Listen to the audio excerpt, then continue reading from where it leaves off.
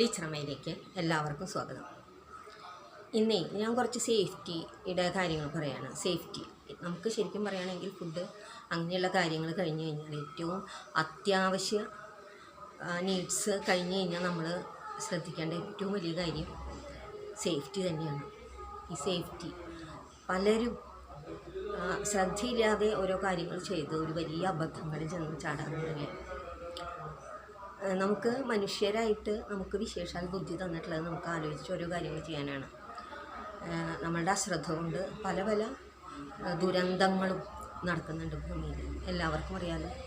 കുഞ്ഞു കുട്ടികളായിരിക്കുമ്പോൾ നമ്മളുടെ ശ്രദ്ധ കുറവ് കൊണ്ട് എത്രയോ കുട്ടികൾ വെള്ളത്തിൽ വീണു അങ്ങനെ ഇങ്ങനെയൊക്കെ ഇല്ലാതാവുന്നു. അതുപോലെ നമ്മൾ ശ്രദ്ധിക്കേണ്ട കാര്യം സേഫ്റ്റി. ഏറ്റവും അധികം ബസ്സിൽ പോകുമ്പോൾ ബസ്സിൽ കയറുമ്പോഴും അതുപോലെ റോഡിലൂടെ നടക്കുമ്പോഴും ഒക്കെ ശ്രദ്ധിക്കേണ്ട കാര്യങ്ങൾ നമ്മൾ കുഞ്ഞുങ്ങളെ ചെറുപ്പം തൊട്ട് തന്നെ പറഞ്ഞു കൊടുക്കേണ്ടതാണ്, പറഞ്ഞ് പഠിപ്പിക്കേണ്ടതാണ്. ഞാൻ ഈ സേഫ്റ്റിയെക്കുറിച്ച് ഇപ്പോൾ പറയാൻ കാരണം ഞങ്ങളുടെ സ്കൂളിൽ ക്രിസ്മസ് വെക്കേഷൻ കഴിഞ്ഞ് ചെല്ലുന്ന സമയത്ത് ഞാൻ കണ്ട ഒരു കാഴ്ചയാണ് കേട്ടോ. അത് പക്ഷികൾ പോലും അവരവരുടെ സുരക്ഷ ഉറപ്പുവരുത്തുന്ന ഒരു വീഡിയോ ആണിത് കേട്ടോ. നോക്കൂ, കണ്ടോ. ഞാൻ ക്രിസ്മസ് വെക്കേഷൻ കഴിഞ്ഞ് ചെല്ലുമ്പോൾ ഈ വരാന്തോട് ചേർന്നിട്ട് ഒരു കുറ്റിച്ചെടി പോലെയുള്ള ഒരു മരം നിൽക്കുന്നുണ്ട് കേട്ടോ. അതിൻ്റെ ഏറ്റവും താഴത്തെ കൊമ്പിൽ ഒരു കിളി കൂട് വെച്ചിരിക്കുക. ഞാനിത് കണ്ടു, ശ്രദ്ധിച്ചു. ഞാൻ നോക്കി, ഞാൻ പോയി കേട്ടോ. അപ്പം കിളീനൊന്നും അവിടെ കണ്ടില്ല. പിന്നെ ഞാൻ മനസ്സിൽ വിചാരിച്ചു, ഈ കിളി ഇതെന്തത് താഴത്ത് വെച്ചിരിക്കണത്. ഇപ്പോൾ കുറച്ച് കഴിഞ്ഞ് കഴിഞ്ഞാൽ കുട്ടികളൊക്കെ അതിൻ്റെ ചുറ്റും കൂടുമല്ലോ എന്ന് വിചാരിച്ചിട്ടാണ് ഞാൻ അകത്തോട്ട് പോയത്. അതിനുശേഷം പിന്നെ ഞാനത് വിട്ടു. ക്ലാസ് കഴിഞ്ഞ് ഇൻ്റർവെല്ലായപ്പോൾ 11:11 ആ സമയത്ത് എനിക്ക് ഓഫീസിലോട്ട് പോകേണ്ട ആവശ്യം വന്നപ്പോൾ ഞാൻ അങ്ങോട്ട് പോകുമ്പോൾ കണ്ട കാഴ്ച ശരിക്കും എന്നെ അത്ഭുതപ്പെടുത്തി. അതായത് ഈ കിളി ആ താഴത്തെ കൊമ്പിൽ വെച്ച കൂട്ടിൽ നിന്ന് ഓരോ കമ്പെടുത്ത് മുകളിലോട്ട് കൊണ്ടുപോയി കൂടുകൂട്ടുകയാണ്. ഈ കമ്പുകൾ ഓരോന്നായി എടുത്ത് മുകളിലോട്ട് കൊണ്ടുപോയി മറ്റൊരു കൂടുണ്ടാക്കുന്നു. കണ്ടോ.